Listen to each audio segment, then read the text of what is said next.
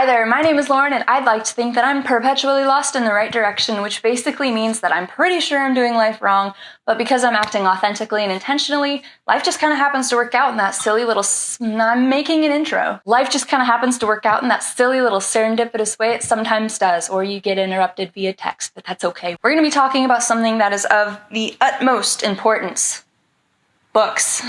Books are being published now more than ever, mostly due to technological advances, and a lot of people are publishing just for the sake of publishing content, which I don't really think that's how it should be. And often the writing/publishing process is a very unclear path. So in this video, I'm going to be talking about kind of this crazy thing that writing a book made me do, some insights and tips and tricks that I have on that process, as well as kind of offering a real quick sweep over the whole writing publishing process. At the risk of explaining my life story, I'm going to kind of tell you how I came to be in this space. So I worked a couple summers in Yellowstone National Park as a housekeeper, and what you're imagining is most likely what I was doing. Making beds, scrubbing porcelain, scrounging around for tips. It was not a very glamorous environment. However, Yellowstone itself was. Because of its mountains, its wildlife, the entire amplification of nature seduced me into believing that I could do hard things in great places like traveling and working in national parks and writing a book. When I came back home, reality hit and I had to finish college, graduate, get a job. While navigating all those new adult things that I was being thrusted into, I was writing around the outskirts of my life.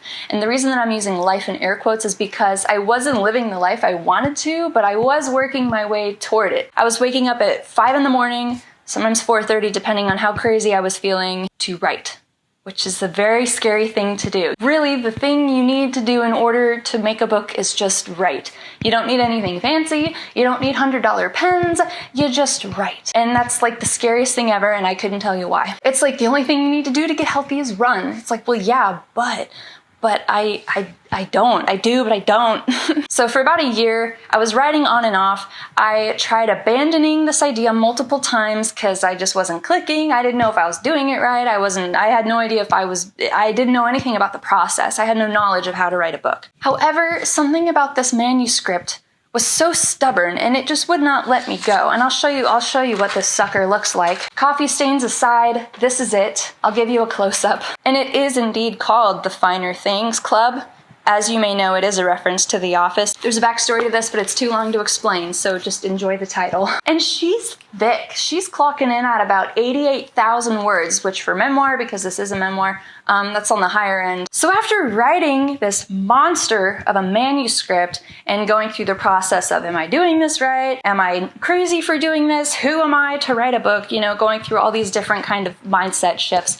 I was faced with a new problem after finishing it, which is, what now? That was when I learned that I would need to educate myself on the book business, the publishing process. I started keeping a notebook and filling them with things that I was learning from the internet, from blogs, from websites, from videos, from webinars, from self-directed courses that I was buying, from books, and I stashed it all in a notebook, which I consider my writing Bible, and I'll show you what that looks like. This is my writing Bible, and it's called Write and Do It Well, Tips, Tricks, and Know-Hows.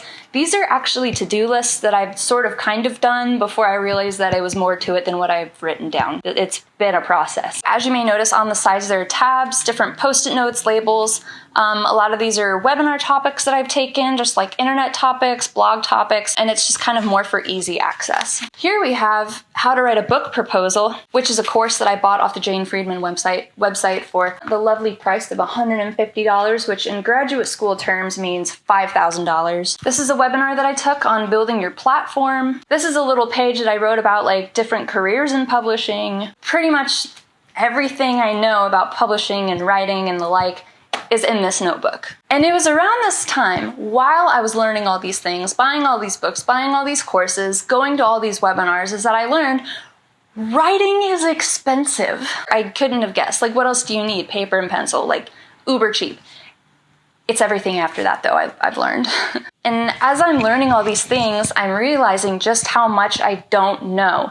And I find myself in the awkward place of not having any connections to explain any of this to me, which is something that is a pretty big deal when you're writing a book. More on that in a second. So in order to build my knowledge base, I was looking around at different publishing houses in the area, and I'm lucky enough to be living in a city, so that's a more accessible option for me. And I applied for an editorial internship at a local publishing house. It's very small, but it's something. So I just kind of on a whim applied. And while I was waiting to hear back from them, I also became a member at a local writing organization that offered a mentorship program, which I thought was something that was really fabulous. So I applied for that as well, only to learn that because of COVID, they are not offering that at this time, or at the time that I wrote in about it. However, they did put me in touch with someone who was a former member of the group who would be able to answer some of my questions.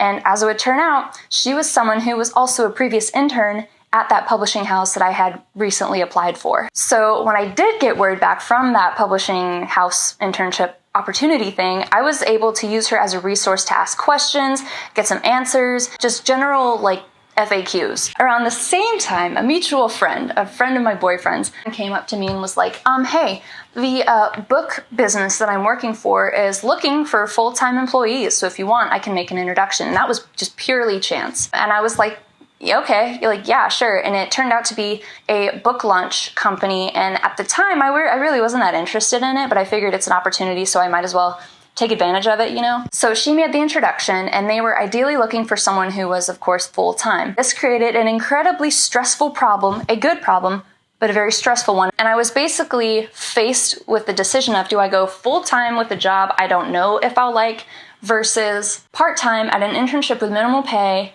at a job I really, really think I would like. So it was kind of like logic versus intuition, which is another video topic that I've talked about, and I'm going to link that up here somewhere, which is a really interesting position to be in because now I'm kind of at two very different ends of the publishing sphere. One is very technical, one is more marketing. And if you're a writer and you're trying to figure out what to do with your book, the marketing side is often the most difficult side. It's one thing to write a book, but it's another to know what to do with it and how to do it effectively. Essentially, networking and platform building, two of the hardest, most important things in the process. And this was when I officially made a career pivot from education, because my whole background is in education. I've been pretty much embedded in the industry for like a decade. I've been rooting for it since grade school. I went to high school for it. I went to college for it. I got a job in it. I went to graduate school for it, got this other degree in it.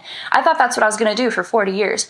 But somehow, this manuscript that I wrote about 2 or 3 or however years ago somehow convinced me throughout this very long process to in fact change my career, to learn more about it, to publish it, which is completely crazy. When you're zooming out and looking at the forest, it's totally crazy how life just leads you to that kind of thing, or in fact how a story can lead you to that kind of thing. And this is where another lesson popped up. It is in fact quite a challenge to make a break in the book business. And it's also really scary to diverge from your original career path. That's also really scary, especially when you're a young adult. Now, working as a book launch account manager, working with authors, I'm learning that that's something that I really, really like. I thought I would want like a very introverted job where I just kind of do everything by myself, but it turns out I really like working with clients, with all the different departments that we have. And I also really enjoy educating people on the publishing process, how the book business works. I'm starting to generate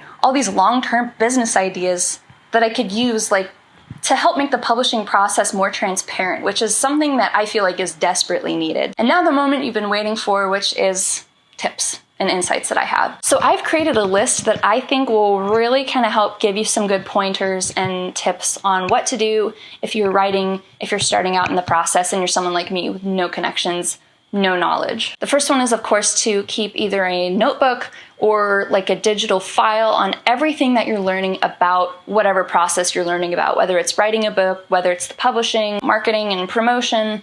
Keep something to store all of the everything that you're learning about. This is especially important if you're doing hybrid or self-publishing, because it's very easy for someone to get sucked into a scam, because generally with traditional publishing, it doesn't cost anything, shouldn't, but it takes a lot of time, versus hybrid and self-publishing, which is a lot quicker, but it does cost you, it can be expensive. And when you have these businesses advertising to, I can help you publish your book, you really want to do your homework on them. And within your notebook or file, consider researching manuscript specifications, word count, structures for your genre, maybe even the marketability of your idea, And that's just through some like Google searches, seeing what trends are going around. And this research is especially important too if you're writing memoir, which is the genre that I'm in, because it's so tricky. It's so tricky. Not only tricky in itself, but also tricky in how agents, if you're going the traditional route, want it to be presented. Some people want the first few pages of the manuscript. Some of them will request the whole manuscript. Some will only want a book proposal.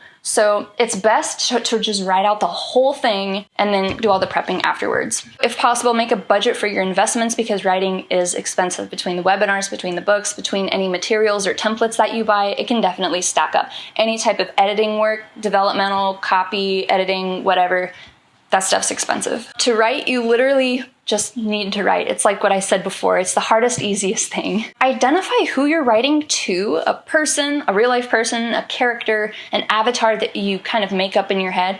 Write to them as you're writing your story, because that'll help identify who your target audience is as you start to carry that manuscript over into the publishing process, because you have to have a target audience. Your book is not going to fit everyone's needs. You have to identify who your person is. Like I alluded to earlier, networking and platform building is the biggest part of the whole process, probably even more so than the book. And if you're starting from scratch with zero knowledge or connections like me, just know you're going to have your work cut out for you. You're going to work your butt off. Depending on how dedicated you are. This one's a quick one. Avoid adverbs. It's a lazy way to describe something. The golden rule, if you're not aware, the golden rule with writing is to always show, don't tell. Lastly, my biggest tip is actually a variety of book recommendations. So the first one is the most popular, which is On Writing by Stephen King. That has to do with more with like technicalities of writing. Another one is Big Magic by Elizabeth Gilbert. This is more of like your mindset, your relationship to your craft. It's borderline spiritual, but if that is something that naturally clicks with you, you should check that out. I really liked it. Before and After the Book Deal by Courtney Maum. This is more of like an FAQ, just like general questions that aren't like always openly addressed. Create Your Writer Platform by Chuck Sambuchino. This is of course about platform. It's a little outdated, but I thought it was helpful. And then the last one is actually Mentor Texts to use as a reference for writing styles, for voice, for structure. Any books that you have on hand is totally fine. You don't have to like go out and buy a slew of new books. But whatever genre you're writing in, you want to be knowledgeable of like how it's structured, the type of tone that they use, the type of voice that they have, and just kind of get used to sort of generally what it sounds like. Because mine is a travel memoir, I had to rely on more known titles like Wild by Cheryl Strayed, Eat, Pray, Love by Elizabeth Gilbert, but I more heavily relied on Wild because she's out in nature, hiking trails, and that's very similar to kind of some of the stuff I was doing. So anyway, that's all I have for you. Hopefully this video wasn't too terribly long, but I wanted to give you as much value as possible. So with that being said, please consider liking and subscribing. I am a new face on YouTube, and so if you're here and you found me, I'm really happy that the algorithm led you to me. I also have a website where I publish weekly newsletters about very similar topics that have to do with personal development. They're usually really quick blurbs or insights that I have from some kind of lesson that I learned that week, as well as book and positive media recommendations. So be sure to subscribe to that. And I'm also active on social media, primarily Instagram, but I do have a Twitter account that I'm new on, so if you see someone with my face and name with 2 followers, that's me.